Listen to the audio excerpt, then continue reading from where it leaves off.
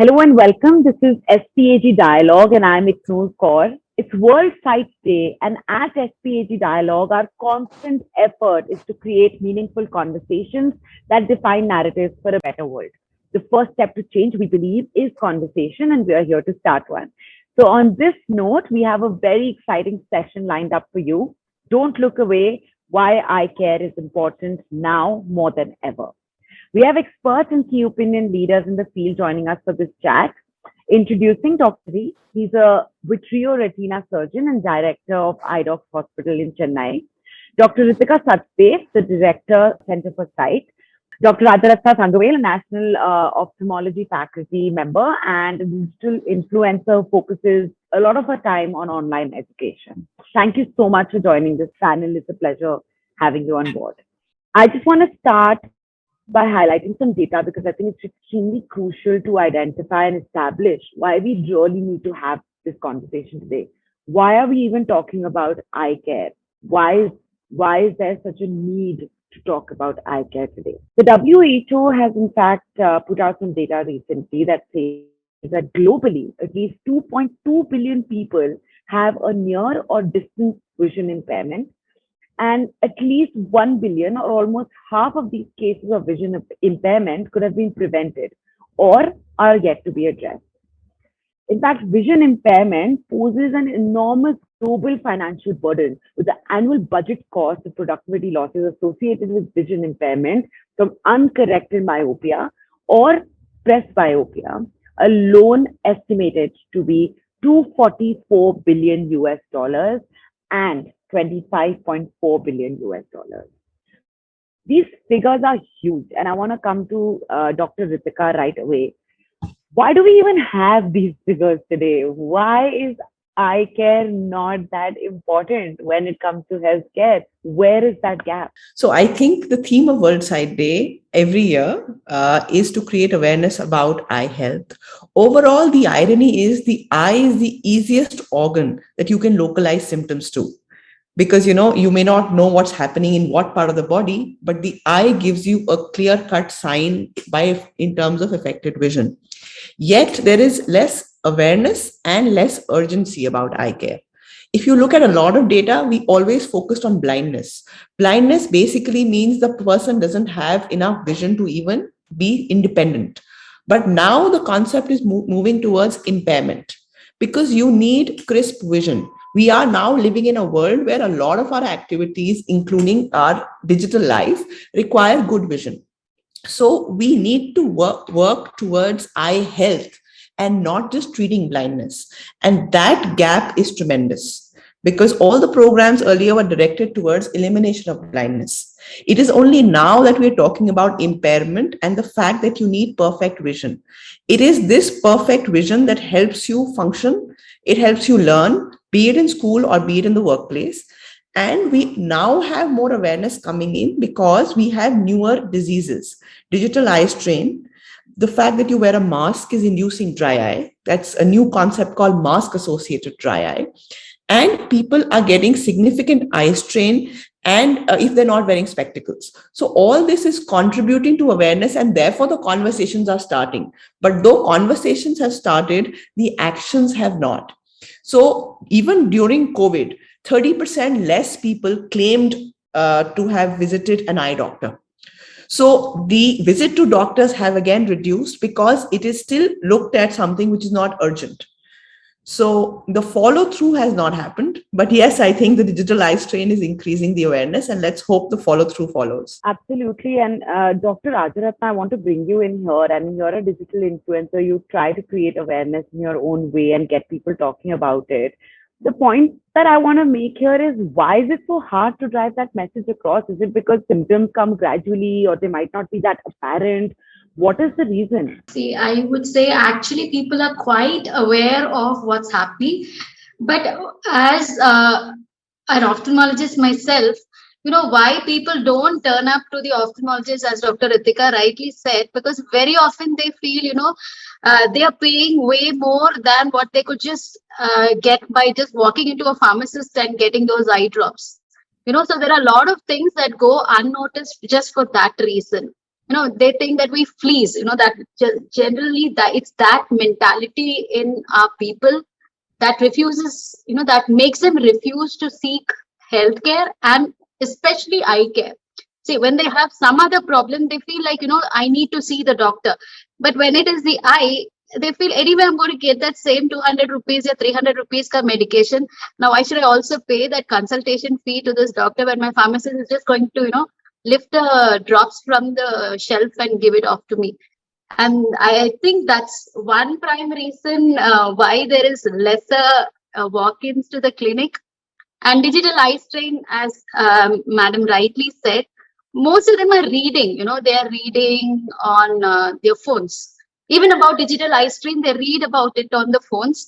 And they know all that you need is a lubricant, So what they do is they just walk in again. So a lubricant is, they might put it just once a day where, the dosage is not adequate, or there may be just more than that, as she also said about the vision impairment. So there are a lot of cases where they will need spectacles or, a refractive correction, because she's a refractive surgeon. So they might need some refractive surgeries, but, people are just not aware.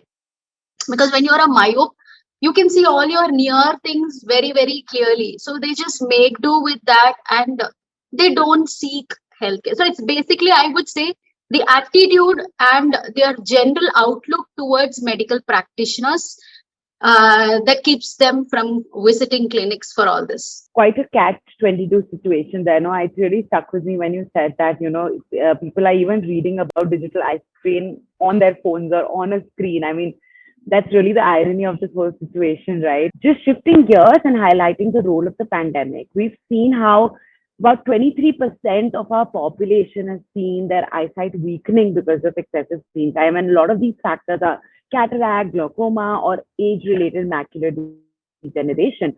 Just looking at these figures, Dr. Ritika, if you can, shed some light on why. Is it non-prioritization of eye problems during COVID because COVID became the big problem?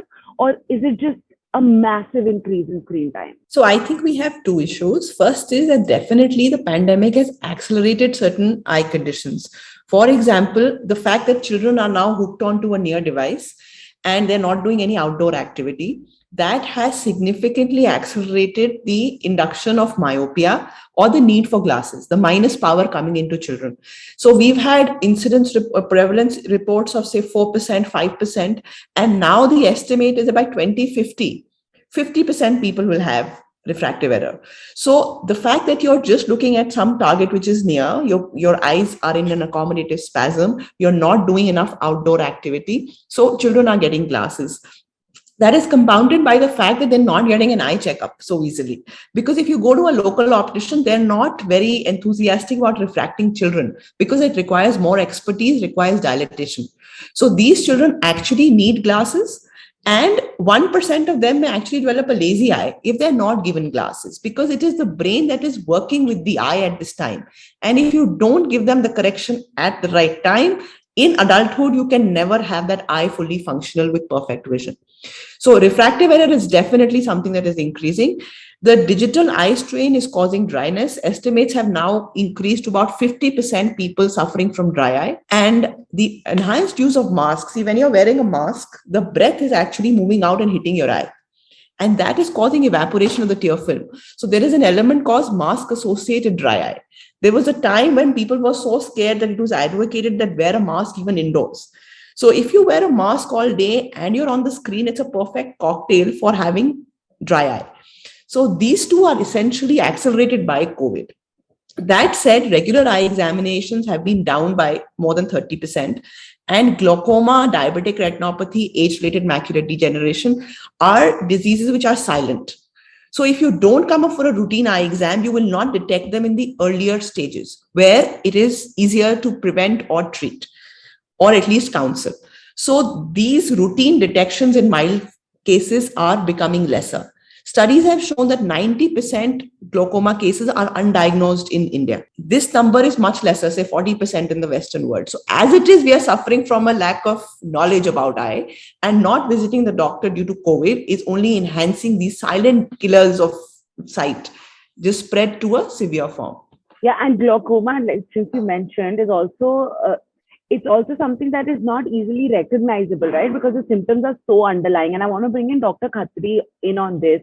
What does one really do? The impact of this is massive, because we're going to be actually looking at a lot of eye problems being like an underlying epidemic moving forward because of the amount of people who are not paying attention to their eye care. Yes, a very good question, and rightly so, partly explained very well by Dr. Ritika as well. So we have different subsets of patients, and the challenges are different. There is a pediatric population, there is a working age population, mainly software industry related guys who are working from home. So the problems are altogether different. Again, digital eye strain in this age group is very common. And the third is elderly population. There are different challenges in elderly population altogether, right from the access to health care, the domestic problems, and then the delay in the treatment. So everything gets compounded. Now, of late, what we have seen is the blinding disorders like diabetic retinopathy, glaucoma, age-related macular degeneration. It's not only the delay in the treatment, it's also lack of continuity of treatment. So that is what is one of the major challenges which we have to overcome. We are trying lot many programs from the healthcare point of view as well, but the patient education remains the key factor here. Unless and until the patient is informed that we are dealing with a problem which, unless and until their participation is quite active in coming to the hospital at regular visits, following the advices, following up for a proper treatment schedule, these challenges cannot be overcome. And the burden is increasing every single passing day, So that is another thing. Gone are the days where we used to see these problems once in a while in our OPD every day. Now we are overburdened with all these problems. So we also need to be geared up, which most of the hospitals, especially chains like Center for Sight, who have a huge network of hospitals, they are very well geared up. So it's only the patient's hesitancy, they have to break that barrier, come to the healthcare professional and get themselves treated. So this is one of the major take-home message that on the World Sight Day, that don't delay your treatment. You get yourself access to any healthcare facility close by, and especially when all these premium healthcare chains are there, they will take care of the patients from one to entirely in total. Absolutely, Dr. Khatri. And in fact, this is a point where I also want to kind of bring in the whole angle of how prevention is just something that's not part of our eye care processes. And I'll come to that right after this. Because I don't want to miss this link here, which is the fact that today, because of the pandemic, also we are seeing not just a more digitized world, but the whole influencer world has kind of really grown. And I want to come to Dr. Rajaratna for this. Today everybody from, somebody who might be just a college going student to, somebody who's working in a corporate setup or like, doing absolutely anything is a sort of an influencer online. I mean, everybody has an Instagram account. Everybody can, or like will go on Twitter and say something and get like, 2,000-3,000 likes on it and, become an influencer of sorts. And when you live in a world like that, and especially when you have all the time in the world because of the pandemic, sitting at home, since there are a lot of social activities that were kind of taken away from us, it's not a great thing for your eye. I don't think our eyes are thanking us at all. And how do you view that situation really as someone who is on that platform and in that space? So coming to that, it's got its own pros and cons. See, I am into online education as well, so I can't really, deny the fact that you can do away with the screens. Okay, so because see, to be honest, my bread and butter also depends on that. So I can't really go ahead and say someone, see, when they bring in students or my own MBBS students, when they ask me, ma'am, what do we do for this? I said, see, you will have to, titrate it, balance it. That's all. So as we always say, it's very, I don't have to say that everybody knows this 20-20-20-20 thing. So every 20 minutes, take a break and then blink 20 times. So these actually, this kind of awareness, everybody actually knows. So this is something that we tell them.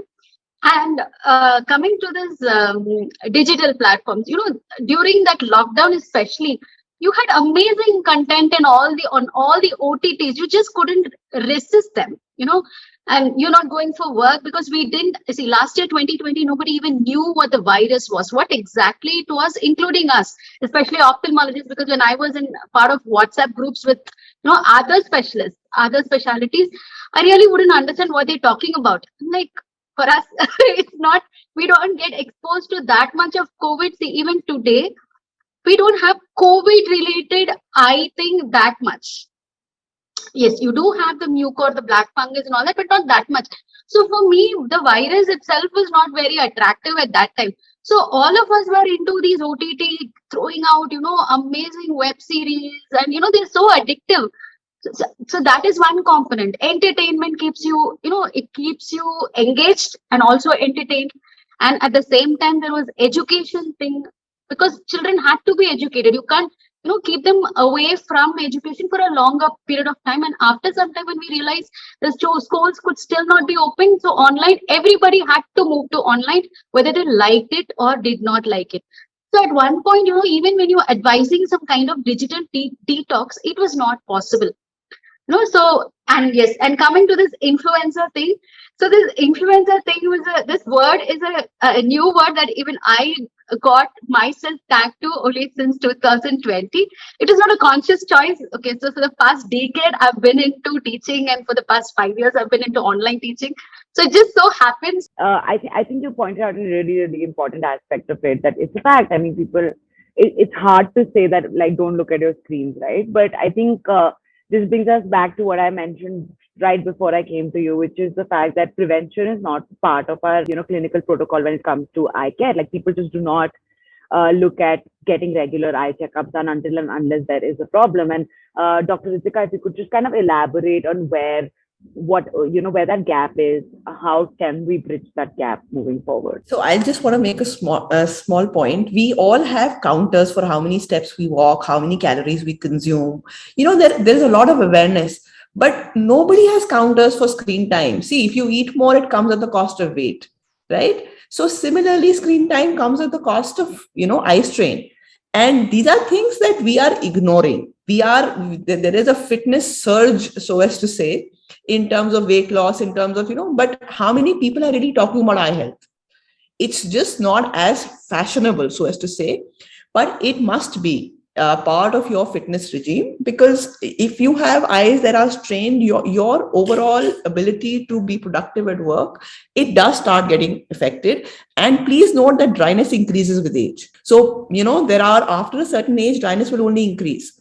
So you are, as it is, getting affected by dry eye at a younger age. It's only going to get worse. So I think we should stop leveraging too much of the benefits of, having the youthful eyes that we have as of now. But we should not take them for granted. Yes, absolutely. Yeah, I know. No, absolutely. You're right. And, you earlier mentioned that, chronic dry eyes is something that is picking up as a disease. And I mean, I want to just highlight what are the symptoms, if you can, let our viewers know what are the symptoms of dry eyes, what are the to-dos that they can kind of put in place, and like to know that, okay, if they are experiencing XYZ, what should they be doing? What is the care they need to take? And is there something that can be done to prevent, dry eyes disease? So dry eye, basically, it's sometimes a paradox. It basically is an alteration of your quantity or quality of tears. So your tears have to lubricate your eye and wet the eye and stay on the eye. So if you have less quantity of tears, then of course the eye doesn't stay moisturized enough. But if the quality is also compromised, then the tear film becomes unstable. So paradoxically, your eyes are watering, but the inside of the eye is actually not lubricated enough. So that is really what causes dry eye. Dry eye will have symptoms like watering, grittiness, irritation. You will feel that your eyes tend to get tired. So these are all the symptoms of dryness. But these combined with digital eye strain will have, ache around the eye. You will have ache around the neck. You may even have your arms getting stiff, because this whole complex comes in because you are focusing and your posture is, fixed.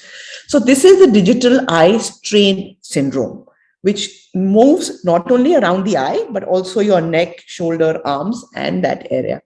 So over a period of time, if there are, questionnaires available, such as the OSDI questionnaire, which asks you questions like, do you feel your eyes are watery, gritty? Do you feel that your vision gets blurred temporarily?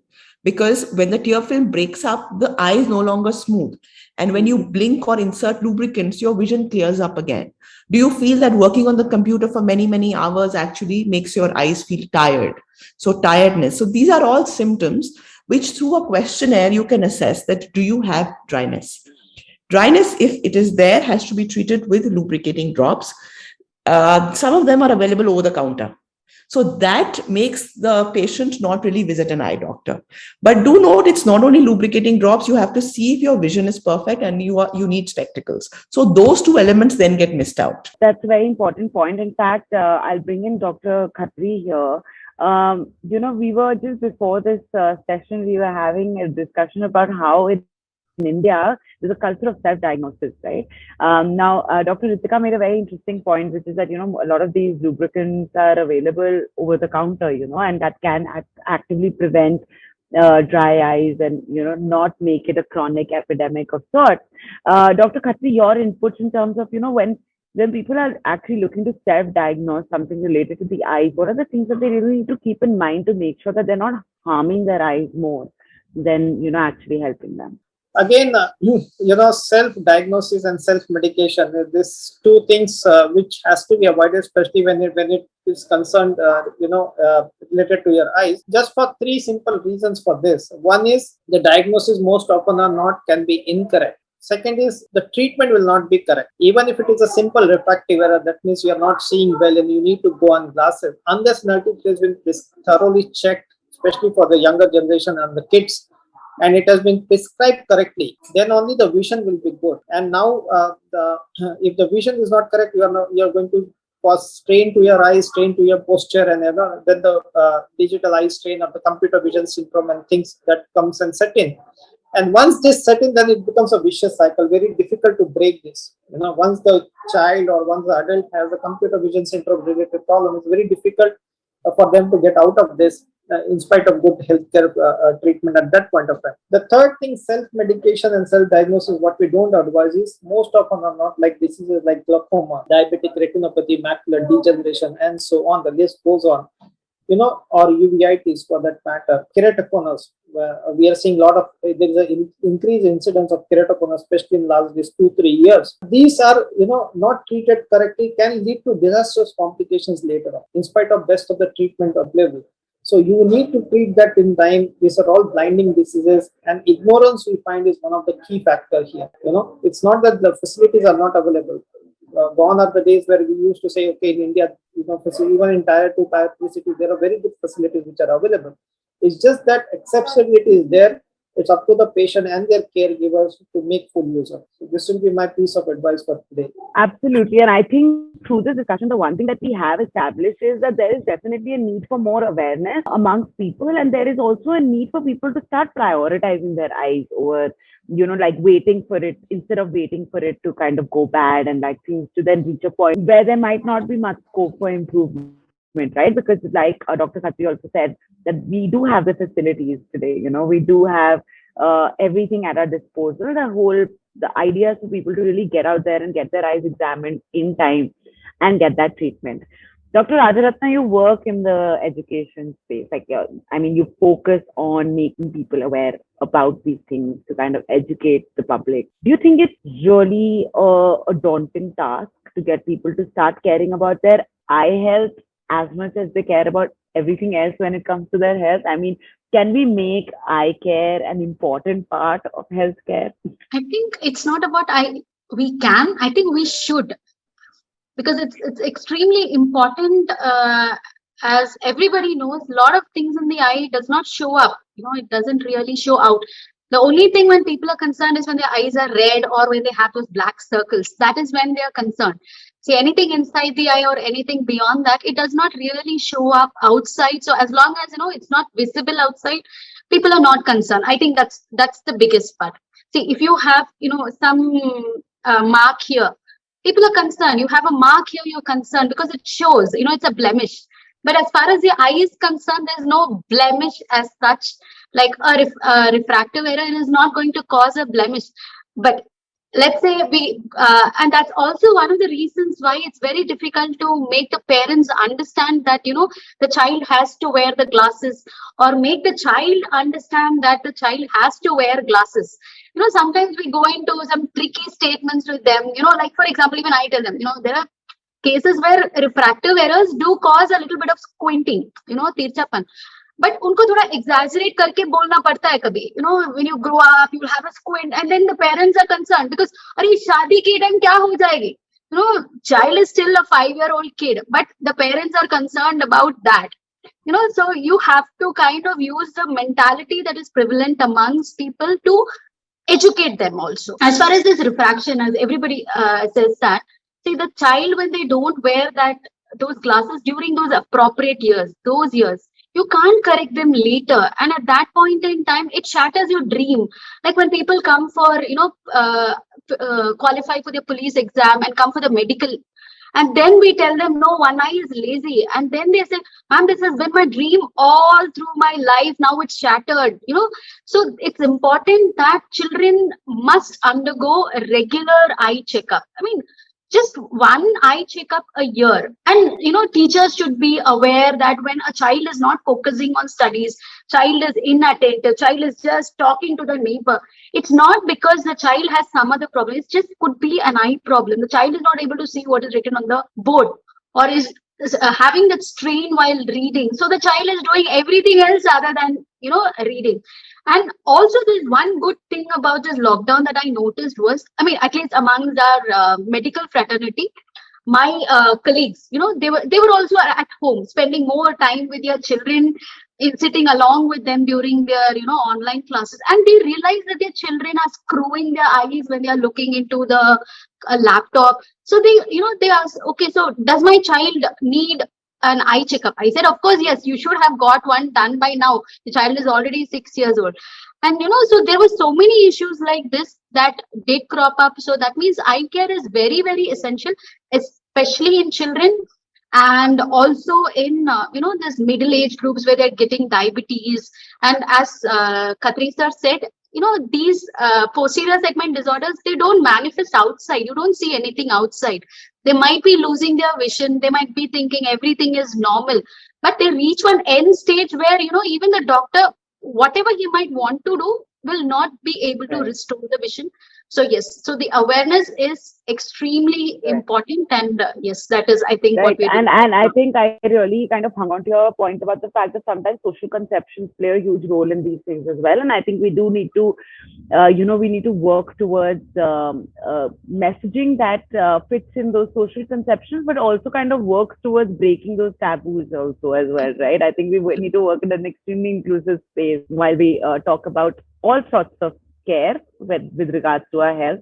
But today's World Sight Day, and we're talking about eye health and eye care. And I want to just, before we close this discussion, I just want to get, first of all, a few closing remarks from Dr. Ritika and Dr. Khatri in terms of what is the way forward? What do you think people should do right now and what they can do? And then I have a few questions that, our viewers, the most common questions that kind of popped up from people in terms of what they'd like to know when it comes to eye care. So I'd like to take a couple of those questions before we wrap up this discussion. So just quickly to Dr. Ritika and then to Dr. Khatri, a few closing statements in terms of where do you think we're headed at this point of time? And what do you think we need to do? Where is the intervention really required? So I think the pandemic has made our world really cocooned us into screens and made us realize that we are now really not experiencing the world through any other sense as much as we are experiencing it through sight, right? Because conversations are also very visual and digitally enabled. So the wellness of the eye, and that is aptly reflected in the theme of World Sight Day, love your eye. Because so love your eye is giving the wellness, but you should also realize that sometimes healthcare has a sense of urgency. And that sense of urgency should not be ignored. Just to give it a wellness angle is not enough. Have a sense of urgency. That sense of urgency does not require you to do anything more than going for an annual checkup, even if you have normal eyes. And if you have a disease, follow up, because only the doctor can give the right advice. In the eye setup, there are alternatives in terms of going to optical shops, and we do have some great optometrists helping us.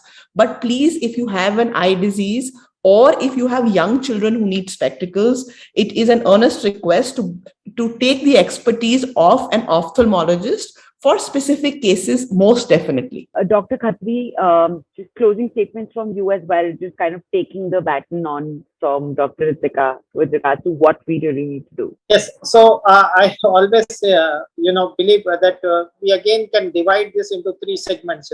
Child health is of utmost importance. Just to give you a small example, where the school where my kids go in, we did a small exercise as we were part of the health committee. Is we involved the education system people. So we involve the teachers, we involve the managerial staff, then we involve the students from different sections, and we also involve the parents. To our surprise, the kids were the most educated from the lot. So this is from the teachers community as well, where they were looking for some kind of help, because they have to manage these children which are thousands in number across every school in India. So they are also going through digital eye strain, because the hybrid models are still on for online schools. So this is what we break down in last couple of about 6 months.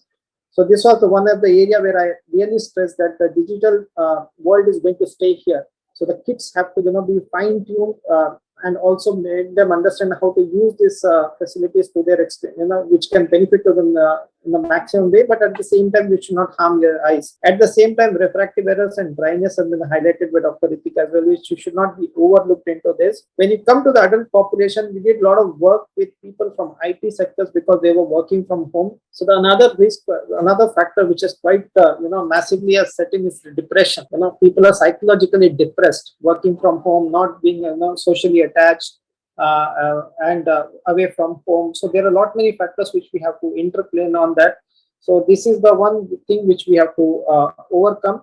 And due to COVID pandemic, what has happened is diseases which have been seen in elderly population, it can be in any specialty, not only related to ophthalmology. They are being seen mostly in younger population, and this also indirectly affect your eyes. We are seeing a lot of eye related stroke, stroke in the eye, or vein occlusions, what we called as, or even the early onset of diabetes. This is also impairing this sight. And then comes the delay in diagnosis, because most of the information is available online. People just go on Google, do their search. That is also correct. I'm not saying you should not do it, but sometimes this can be a misleading information. So unless and until it has been looked into it properly, you can, deny yourself the chance to get, a maximum possible benefit out of the treatment. And then the third, elderly population, there is a lot of delay in elective procedures. People are delaying their surgeries, which is again not good for their own health of their own eyes. Delaying in doing a cataract surgery or a retina surgery for that matter, or a glaucoma surgery, or any kind of retinal treatment which has been advised. So this delay, the bridge between this delay gap, we have to overcome this. We are educating from our side. But again, we see many patients who have come past on a time where the time has, the treatment could not be that effective. It would have just done few months back or a few days back. So that is again, we need to stress this importance of this point on that World Sight Day, that don't delay on the treatment. And now what we have realized very beautifully in ophthalmology is, once we have a diagnostic, we know this patient has this problem. Most of the follow-up examinations can be done online. Most of the hospitals, like Center for Sight, they have their own platform of online consultation. We have our own online consultation platform. So many things can be channelized for the patient. But the most important thing, they have to come and visit you at least once at the first go. Once we know that when the hospital knows the problem, the treatment plan can be reached out. We have done we have done a lot of work to reach out on the elderly population, so that their follow-up visits can be done at their home, at their doorstep itself. So they don't have to come. Only the treatment will be done in the hospital. So this will be a strong take-home message for today. Absolutely. I think in general, I think it's been a great discussion, extremely insightful. I think there's a lot that our viewers can take away from this.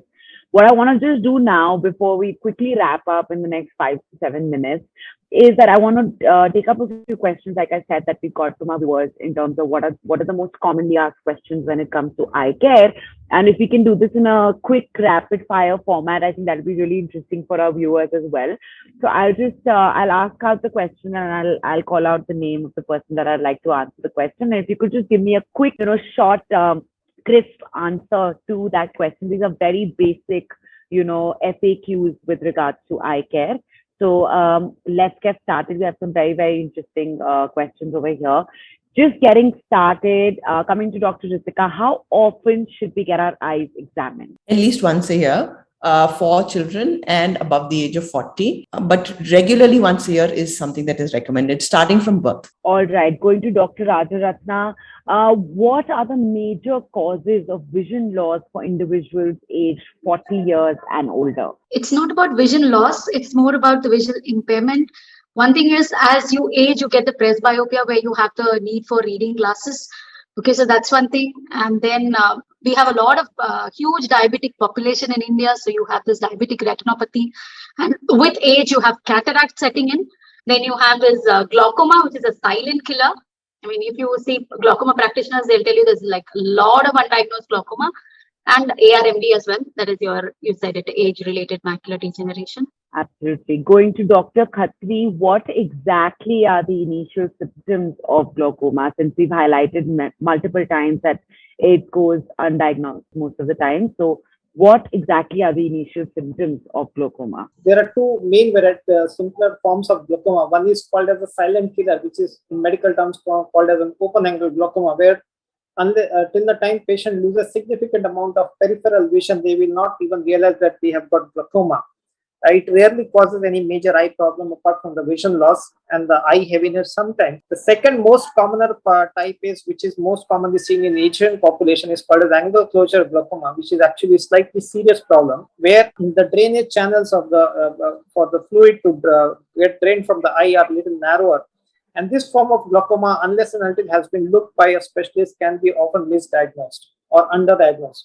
So this has to be looked into it very carefully. Again, if it is only related to glaucoma, people who have strong family history of glaucoma, they need periodic checkups. As Dr. Ritika rightly said, every year at least once you need to get checked. And also make sure that any symptom like pain, redness of the eye, or decreased vision, whenever any patient experiences, should report to the ophthalmologist at the earliest. My last question, and this is to all three of you, if you could all highlight at least one point in terms of what can be done to reduce the chances for vision loss. Dr. Ritika, starting with you. I think regular eye checkup. Just take expert advice. Fortunately, we have the availability of ophthalmologists and technology and treatment for a great amount of conditions. And I don't think that there is a lack of treatment available. Just awareness, access, and take the advice and follow up. Dr. Rajaratna, what can be done to reduce the chances for vision loss? I think that should be early diagnosis because of one is it can be achieved by regular eye checkup. And also people being aware of their own vision. A simple thing that they can do is when they wake up in the morning is close one eye and look at an object and close the other eye and look at the object.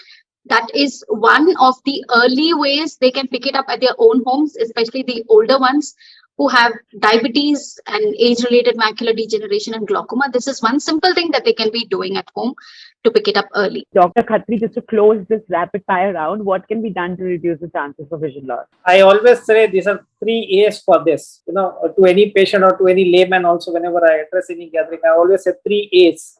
So the first A is awareness. Whenever you see or whenever you realize that there is something wrong, not only with your family members, even with some strangers, always tell them to give them a piece of advice that, you are having some kind of problem, better to be addressed. The second A is accessibility. There is a lot of accessibility available nowadays. It's only patients' own inhibition that, we are living so far, the facilities are not available. It's not the case anymore. Digital world has changed the way we used to access things, So it's up to us to make full use of the technology and also the expertise. And the third thing is act. You need to act fast. Don't buy time. It's with COVID as well.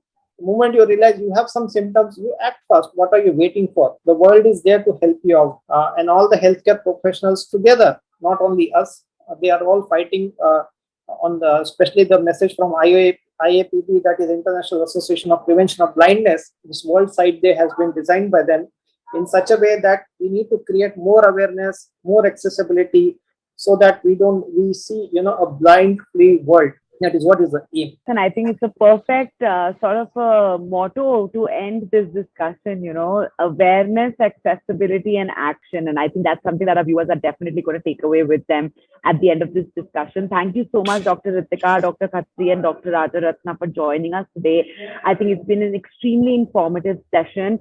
And I really, really hope that our viewers take away a lot from this and can take a step towards improving their eye health and just paying more attention to their eyes. And like Dr. Ritika pointed out earlier, the whole theme of World Sight Day is to love your eyes. And I think let's just do that. Let's pay more attention to our eyes. Let's love our eyes, and let's just make eye care a very, very important part of healthcare. Thank you so much. And it was a pleasure having you on the panel.